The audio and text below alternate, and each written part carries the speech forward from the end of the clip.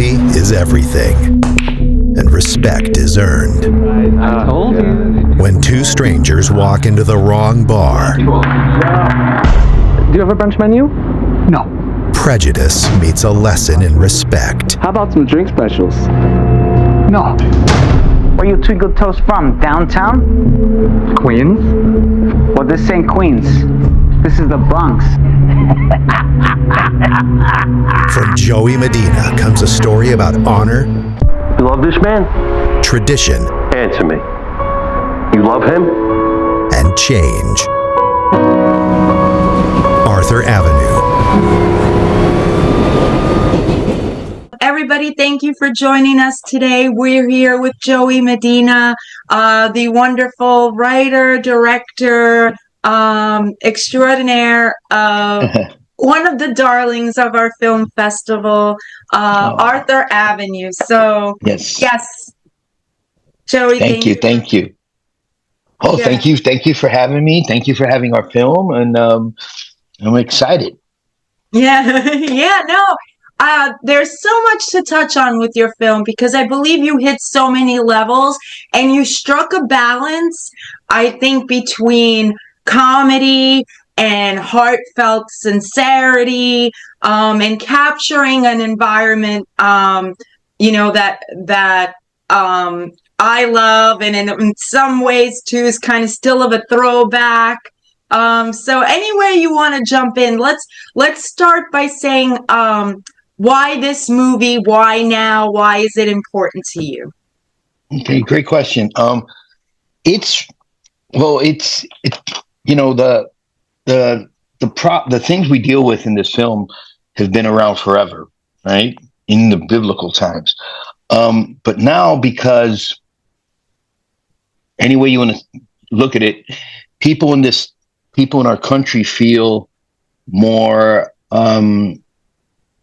they feel like it's okay to be more racist. They feel it's okay to be more homophobic. And those things are never okay, no matter who's in charge, right? So, but some people feel that. And I've always been, when I grew up as a boxer. I grew up boxing. So I was always defending people in my school, in my classes. I was always defending the nerds, always defending the gay kids. I was always defending the minorities. And I still feel the same way. So a lot of my films have to deal with racism, with homophobia, and all these kind of issues.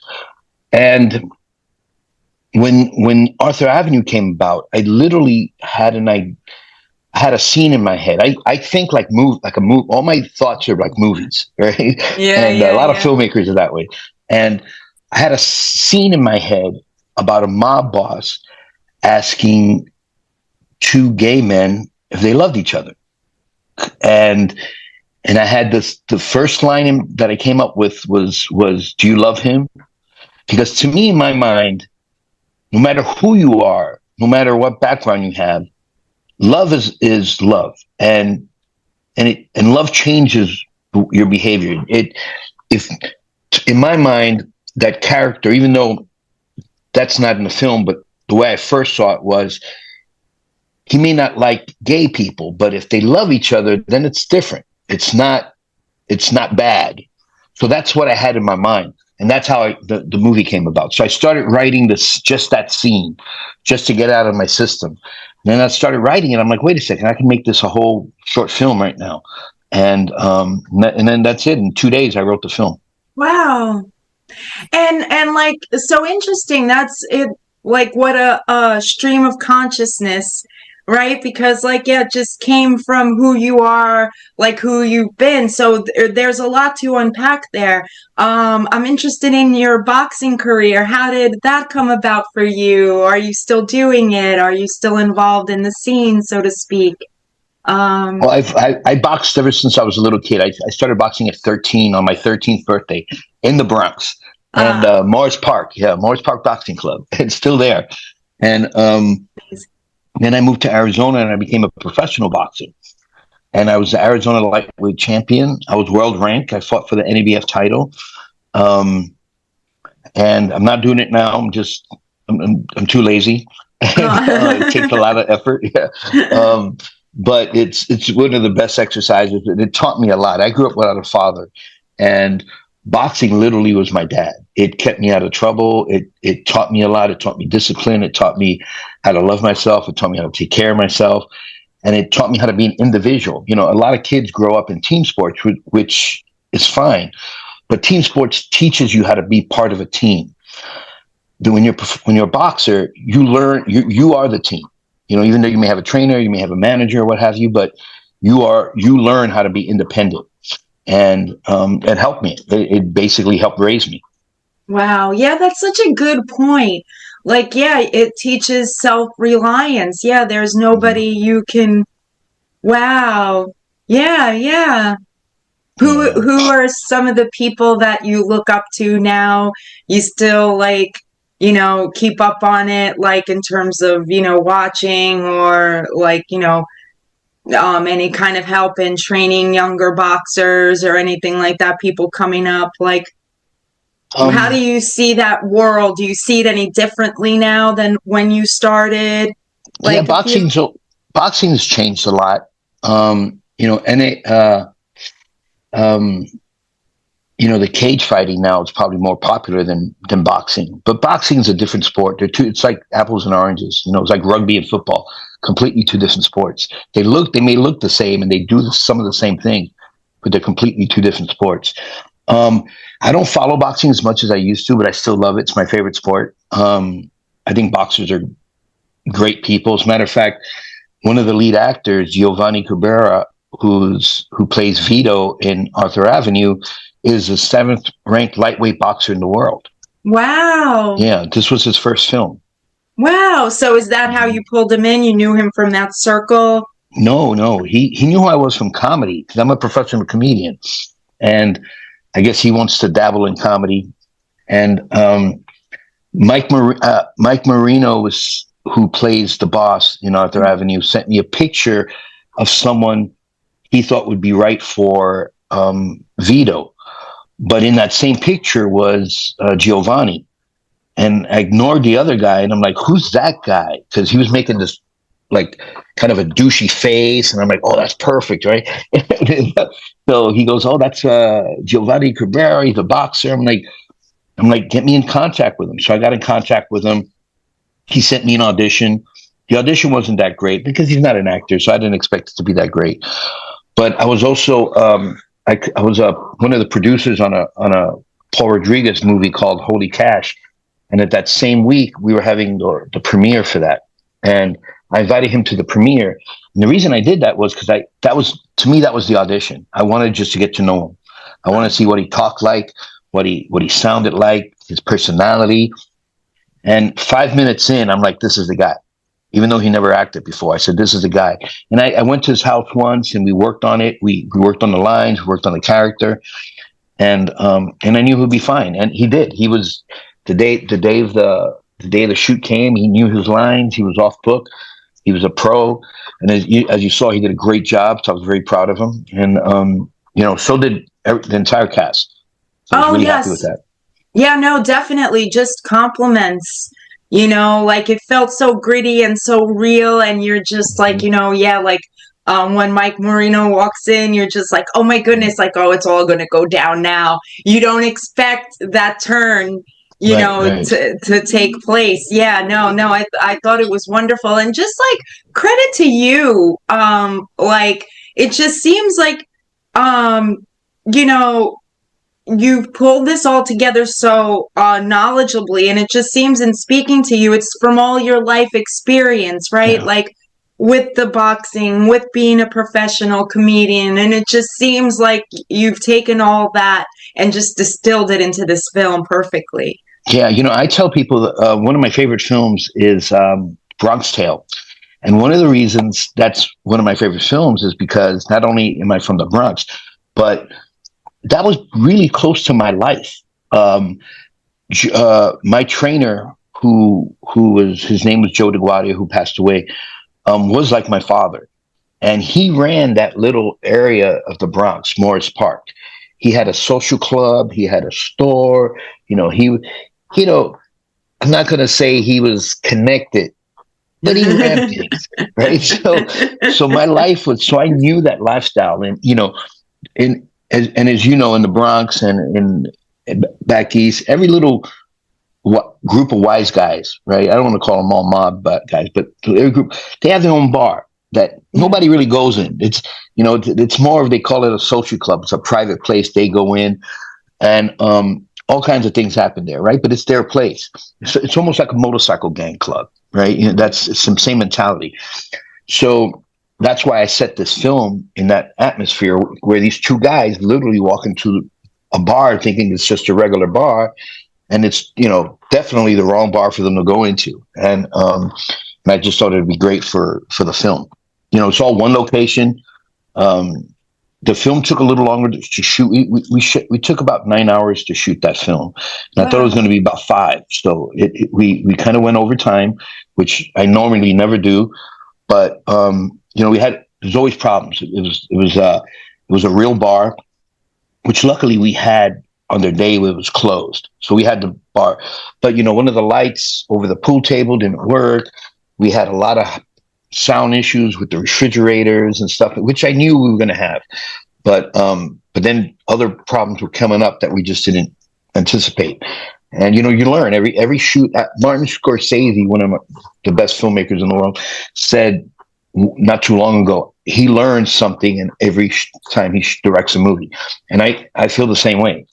You always learn everything. I don't know who said this, but there's a quote, and it says, "Films do not want to be made." And I agree. Oh, chilling. Films are like breech bursts. They don't want to come out, and you have to make it come out. Sometimes it's easier than others. I've had projects where I'm like, oh my God, we finished before schedule. But that doesn't happen too much. There's always going to be problems. The day of the shoot, there's in our film at Arthur Avenue, there was an extra character that's not in the film, because the morning of, I'm driving to the location, the actor called me up saying that his daughter is sick and he's a single dad and he couldn't make the shoot. So I'm trying to find another actor as I'm driving to the location. I couldn't find another actor. And what am I going to do? And I decided, okay, I'm going to take the character of Tony and the character of Dominic and mix them together and just give that same actor both lines. So there was no more Dominic, who's the bartender, the big heavyset guy. And he had the lines of Dominic and the lines of Tony. And I just had him, instead of always being behind the bar, I had him being one of the pool players. And that's how we fixed that problem. That's amazing. That's such a teachable moment, because, you said a lot there. Yeah, no film wants to get made. Breach Birch, that's awesome. Yeah, no, so you had to think on your feet and, make it happen. Absolutely. People can learn from that. Like, it happens. I've heard somebody was telling me, like, they had a film like where there was supposed to be all these dancers. So like, one of the dancers like fell out last minute, a similar situation. And they just had to shoot another dancer from behind and pretend like it was another dancer. There you go. These things just, it's a rolling. Every movie is a miracle too, I've heard. I had a similar issue. The first film I ever directed was a feature. It was called El Matador. And there was a scene where there's an aerobic scene where there's probably 10 to 15 women doing aerobics. And nobody showed, but one of the actresses that was supposed to be in it. Nobody showed. I couldn't get anybody. So I just made that. Oh no, one girl showed. I take that back. And so what I did was I just turned it, instead of a scene about aerobics, I made it a dream sequence where they do the tango, him and the girl. And because the bottom line was he was supposed to be surprised by another guy. That was the bottom line. So as long as I got some humor out of it, and I got some, I got a little bit of a story out of it, that's all it is. And you have to think, as a filmmaker, these people don't know what was supposed to be there. No one knows that unless they read the script, right? Same thing as a comedian. Sometimes they don't know what my next joke is. They don't know if this joke's supposed to work. So you just keep going forward and just make it happen. And if you panic easy, if you get frustrated easy, don't be a filmmaker, because that's you're not gonna enjoy yourself. Got some advice. Yes. I Take think another business. you saved a lot of people some money going to shrinks. Yes. You know? Like, I just can't make it happen. Well, like, listen, it's not for you. Do Right. something else. Yeah, no, it's true, right? So again, like, I find you so fascinating. Like, so your comedy career came first and then your filmmaking career? Believe it or not, my filmmaking career started first, and it started in this way. In third grade, I was in creative writing class, which I thought I got in trouble when the principal brought me into another room. I'm like, what did I do wrong? And it wasn't that I did anything wrong. I think in third grade, we were reading Goldilocks and the Three Bears, and I thought it was boring because I read the book before, so I rewrote it. And I made a whole different story. So they put me creative. And then in fifth grade, I had a teacher, Morris Charnow. If you notice, he's in the thank you credits of my film. In fifth grade, he showed a Super 8 film that he did with the class before. And it was like a Batman parody. And you could tell it was horrible production, right? It's a silent movie because it was Super 8 film. But I remember watching that in awe, thinking, I want to do that. Like, not be in the film, but I wanted to make one of those films. And I didn't know what it was called. I didn't know it was called directing, right? But I'm like, I want to make that. So in seventh grade, I made my first project. In seventh grade, I bought a stolen Super 8 film camera, a projector, and a screen from my shop teacher in junior high school. And it all said Board of Education. And he sold me for $50. He sold me the whole package. That was a great deal. So I made a King Kong parody with my siblings, and it was my first film I made. I was in seventh grade, so I was like 12 or 13 or something. And then I went to television production school right after high school. So I always had film, but film is not it's the most expensive hobby in the world. More expensive than golf, more expensive than anything, especially back then. Now you can make a movie with your cell phone. And people have, many of them. But back then you needed a camera, everything was on film, and it was very expensive. So it was just a dream, something I can't do. So I got into boxing, which was, my other love. And I got into comedy. The comedy was the same thing. I got into comedy after boxing. But I got into comedy by accident because I didn't think I could do it. I thought that was something, you had to have a special skill, which you do, but I didn't know I had it.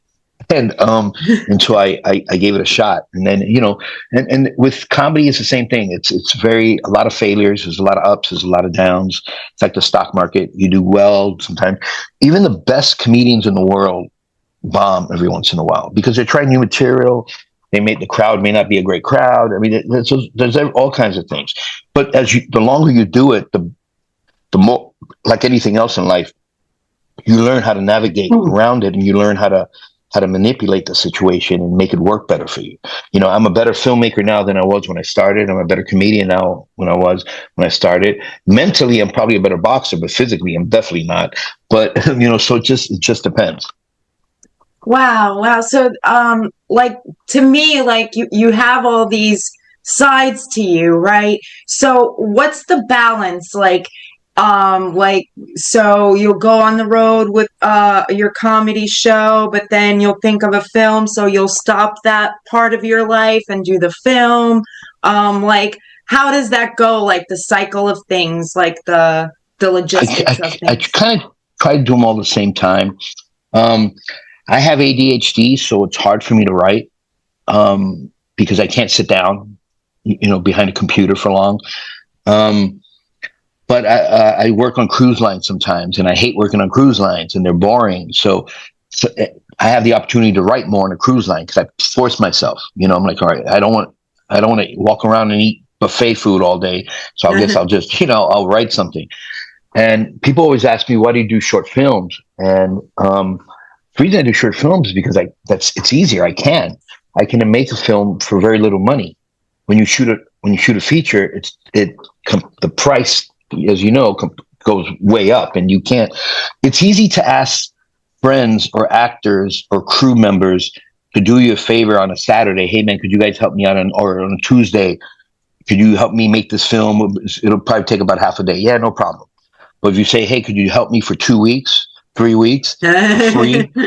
That's not going to happen. So that's the reason I do the short films. And like I tell all filmmakers, short film is exactly like a feature. It's exactly the same thing. It's just shorter, and you do less days and less time. That's it. It's exactly the exact same thing. The same process is the same. And all my films, some short films look like short films. They're not great projects. They look very amateurish. They look like it's very video. I don't want my projects to look like that at all. I always make my projects look and feel and sound like a professional film, like a feature. And, so that's my goal. Yeah. No, brilliant. Yeah, no. And again, just too, like you mentioned there with the ADHD, and I wonder this too, sometimes, because like for me, like I dance, like that's my other passion in life. And like you said, like sometimes you just can't sit down. And I just wonder sometimes if we have that whole thing mislabeled. Is it just that like our bodies are so used to that exercise that it's just like it feels like, oh, well, what's going on? Like, what are you doing? Yeah. Just sitting down. Like that always just plays in my mind. Like, yeah, like I always say that too. Like if I didn't just have to go stop and dance or stop and do some sort of exercise. Yeah, some people are great with numbers, right? Mm-hmm. I'm definitely not. Numbers are like, I might as well be dyslexic with numbers because it's just. Numbers throw me off. I freak out, but I'm great with creativity. I have an idea. Like that, there was a TV show called Queen's Gambit, if you remember that. Oh, yeah. Very good. Yeah, very good. Yeah, chess. She was and when she would just look on the ceiling, she would see all the chess moves. And that's exactly how I see film. I could see my entire film in my head. And, like I know exactly what to do. I know the feel. And when I'm in post production, my goal always is to put on the screen what I imagined in my mind. If not, something better. But I don't. If it's like it's not what I thought. It's not. I'm not going to be happy. So your goal is to always, and make sure it's everything. You put everything on paper. Because a lot of filmmakers who direct their own scripts sometimes don't put everything they see on paper. For instance, if a character is not racist, they know he's not racist, but there's nothing on that in the dialogue to show that he's not racist. You have to put it in there. And I learned that on one of my last projects. I did a project called Beautiful Violence, which I think it won 156 awards in film festivals. Wow. And I shot it during COVID, and it did really well. And it was just 2 actors, the entire story. And one of the characters in there, I'm not going to give anything away, but a white character tries to get a black character to kill him by calling him the N-word. Oh, wow. And, but in my mind, he was only doing that out of desperation. He wasn't racist. And then one of my crew members who read the script before, he goes, man, this is racist. I'm like, no, he's not racist. He goes, how do I know that? I'm like, you're right. I know it because I invented him. So I put in a scene to show that he's not, where they show each other their pictures of their family, and the white character's wife and children are black. And and then they talk about, hey, I thought you were racist. Oh no, I'm not racist. Then they find out why. They have this great conversation. But again, I put that in there because I realized that even though I knew the character wasn't racist, nobody else would. So I put that in there, and people go, oh, okay, I get it.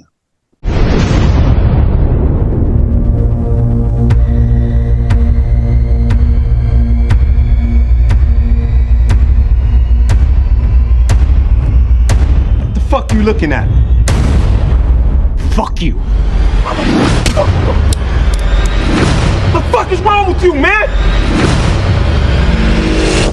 Everything's gonna be all right.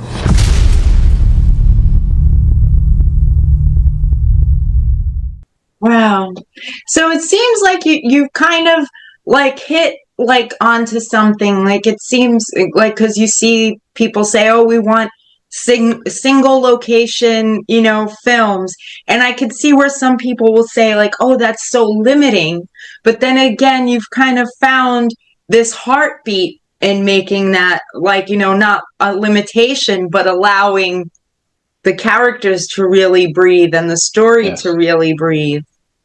One thing filmmakers need to learn or to keep in mind is that I've seen a lot of short films, and I see them on my own. I'll watch films that were nominated for Oscars, or I'll watch films.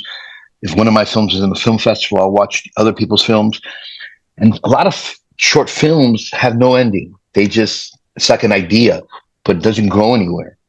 And you can't do that. It's not good filmmaking. And the easiest way to make a short film is to keep in mind that you still need 3 acts. You need a beginning, a middle, and an end. And if you do a middle, a beginning, and an end, you've got yourself a film complete. It may not be a great film, or may be a great film, but at least it's complete. And you can easily do that in a short film. It's not difficult at all. You have to just maybe give some more information out than you would. You know what I mean? In Arthur Avenue, the beginning with the montage, where you are. You're in the Bronx, right? So that tells you there. You already know it. Then when you go inside, you know the kind of bar this is, and you also know what kind of characters they are.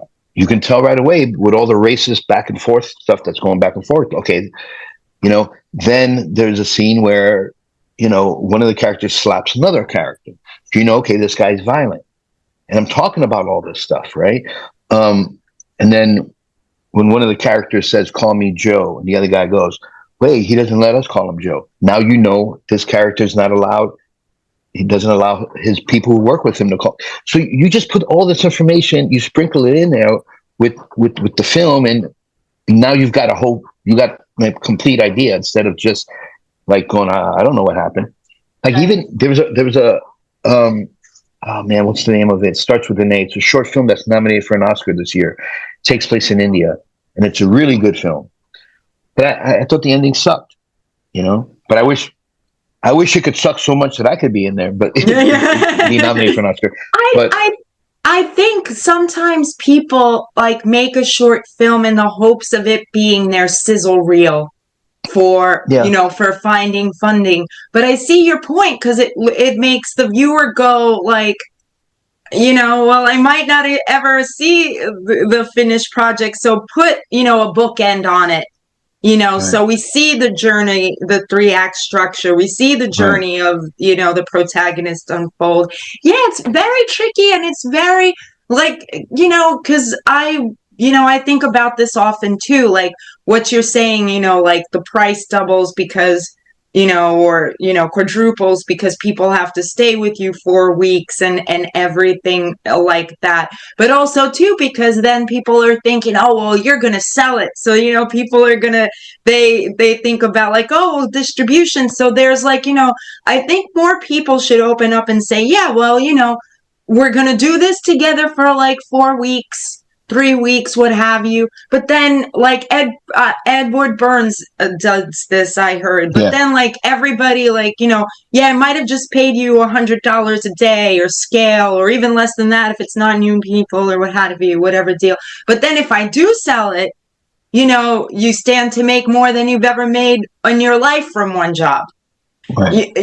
So I know, like, I think people just have to, I don't know, it all boils down. It's funny how, like, the film, film is all about communication, but then just, we have to learn to communicate better with each other, because, like, But I have the utmost respect for all filmmakers, because I know how hard it is. Mm-hmm. I do favors for people all the time, too. Hey, man, can you be in my movie? I'm like, sure. And then I find out it's call times at 1 a.m. because they're shooting in a bar that's got to wait to the club. I'm like, oh, great. I should have said no. But, but people make a lot of mistakes, and I always try to help. Like I literally am going to start, I think I'm going to start like a consulting business for people who want to make short films, because I want to help them make the best film they can. I was in a film. I'm not going to mention the name of the film because it's doing festivals now, and it's negative what I'm saying. But there was a scene where I was an actor in the film, and they give me but the film takes place in the 80s, and they give me a briefcase full of money. And I asked the director, I said, is the money going to be you're going to get a shot of the money? And she said, yes. I'm like, this money is the new $100 bills. I mean, it was a fake money, but I go, this wasn't around in the 80s. And I go, 805 beer wasn't around in the 80s either.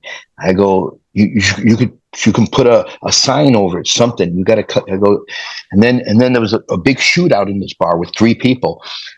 And I go, do you have a smoke machine? She goes, I go, there's going to be smoke after a shooting with 3 people. So like I'm all these little things that people don't think about. Like I'm very anal when it comes to filmmaking. I'm like, I think of every possible thing, and still a couple things will slip by every once in a while. I'm like, God, I missed that, or I missed this. You know what I mean? But you got to try to stay on top of it, because those are the little things that people notice when you make a film, and it throws people off. They're like, man, not into it no more. CinemaSins. Have you ever watched that YouTube channel, CinemaSins? No. Oh, you have a good time. Oh, okay. It's hysterical. Oh, they all this stuff they pick out like on huge movies, like big budget films, and just like or they'll slow it down and you could so clearly see it's a stunt double. Right. I love stuff like that too. Yeah. Have a great time. Oh, you could go down a rabbit hole. And sometimes the filmmaker knows there's a mistake, but it's maybe the performance was so good that you're like, oh, all right. Even though in the shot before he had the glass in his left hand, and this one he has on the right hand, but God, it's such a great performance. I want to do that. My very first movie that I did, called El Matador, which was a feature, we shot it on film, so there was no video playback. So there's a scene where a character has glasses on, and he walks through a bar, and then he turns around, and when he turns around, the glasses are gone. And it was just, and those, because it was filmed, so I didn't have many takes. I'm like, all right, it is what it is. And thank God it was a comedy. I go, hopefully people think we did this on purpose. It wasn't on purpose. It was just, we didn't know, So, you do what you got to do. Right. So I'm wondering now, what's next for you? Like, are you going back to the comedy? Are you already preparing for your next film project? Both.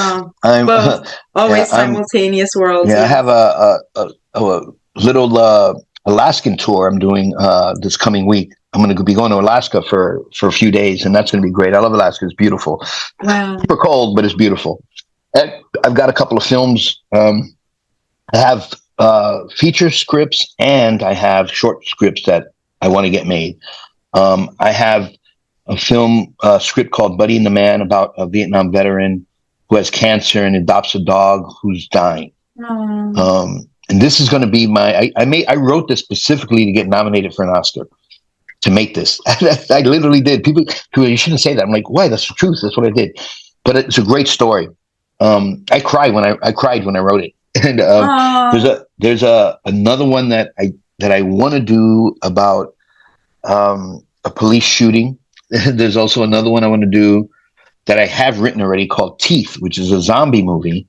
I love zombies, but it's more of it's a half heist film, and then it's a half zombie film. What an interesting combo! Yeah. So I put the script into festivals just to get a taste, and it won eight awards already. Just a script. So yeah. So I can't wait to shoot that. But I'm gonna need some cash, so it's gonna be a little expensive. But it could be done.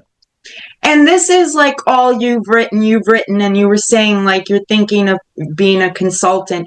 Would you ever consider directing somebody else's script? Oh, absolutely. Yeah, absolutely. If I like the script, I'll direct it. I've done corporate videos that are, they're boring, but they're someone else's project. So I do it for them, and I don't mind at all. Like there's a lot of films I've watched where I'm like, oh, I wish I would have made that. So, if I would have read that script, I'm sure I would have never had the opportunity to direct it. I probably definitely would have. Right. Mhm. Oh, okay. I think we're good. And people can find you where if they want to find your shows, your Right now I'm at my house. No, I'm kidding. come bring a pizza. I am. I'm on Facebook, but also Instagram is what I use mostly, which is my Joey Medina comic. So one word: JoeyMedinaComic. And follow me. I put all my info on there, and I put my gigs on there. I put my film stuff on there, and get to know me a little better. Wonderful. Okay. Thank you so much, Joey. Again, great film, great title. Thank you. Yes. Thanks for having me and interviewing me. Appreciate it. Thank you. I appreciate you. Thank you. This was really wonderful. Thank you. I really appreciate it. Yeah, I could have talked to you for hours. Yeah, good luck with everything too. Maybe if you're in New York when the film festival happens in June, you could come by. Oh, I would love that. Yeah. I've been to New York a couple of times for festivals, and it was great. My HBO was doing a Latin film festival, and one of my films got in there.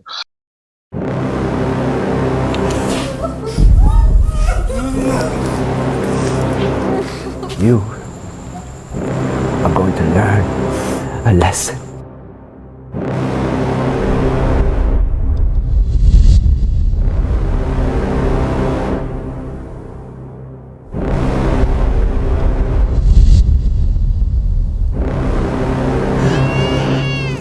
I'm sorry.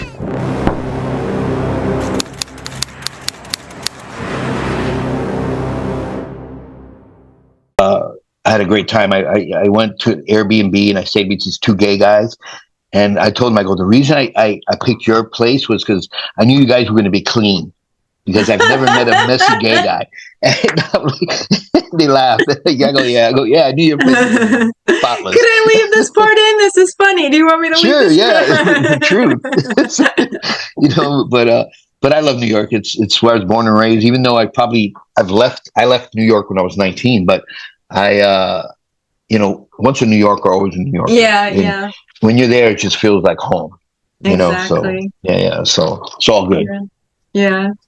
I think like that movie, My Dinner with Andre, like New Yorkers build their own prisons. They like staying in it. I know. Yeah, I can't leave. New York's its own place, man. It's like I tell people, it's little, and I traveled a lot. I've traveled around the world, and New York's the greatest city in the world. It really is. Yeah. And the greatest people. So it was. So when I did Arthur Avenue, I had to make sure it felt authentic. Yes. That's why I had that conversation in the beginning. It's another reason too, because that's what New Yorkers will come up with crap like that and talk like that. And So no, very, like I said, I just happened to be watching your movie and my neighbor's like, it's snowing. I got to come by and see people before I can't for a while. And she saw me and she's like, oh, he said that? She goes, yeah, that's authentic. On Arthur Avenue, yeah, that happened. Yeah. Well, the funny thing, I sent the script to my old trainer who passed away, to his son, who's a lawyer in New York, in the Bronx. And I go, what do you think? I go, he goes, yeah. He goes, no, it sounds authentic. It's, he goes, it sounds a little old school and a little new school. I'm like, yeah, that's what I wanted. I wanted its own little, I didn't want it to be stereotypical, but I wanted it to be its own little earth, own little world, and so I think I did it. I think I got that accomplished. No, definitely. Because there's still, there's not just New York, but there's pockets of every place that, the new is always going to be beside the old. There's always going to be that kernel of, what the past had in that realm, because it gets passed down, right? Some of it, you're always going to see some of it passed down. I'm first generation Italian American. I feel like I have one foot in both worlds, And the funny thing is, just because people talk like that, that doesn't mean they're bad people. That's just like It's almost like when old people say racist things. They're not trying to be mean. They're just old, and that's the way they were. That's the way they talk, right? Yeah. And that's the way it is, kind of in this character, in this film, and it's.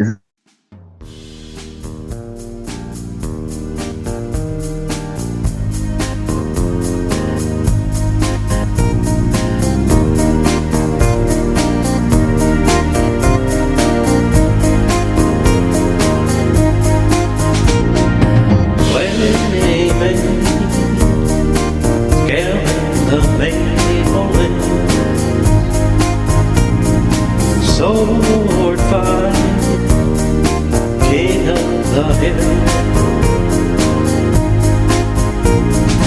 Fireflies and jars to buy, wonder bars and dungaree. Clumsy fingers chase the tadpoles in the bloody pond.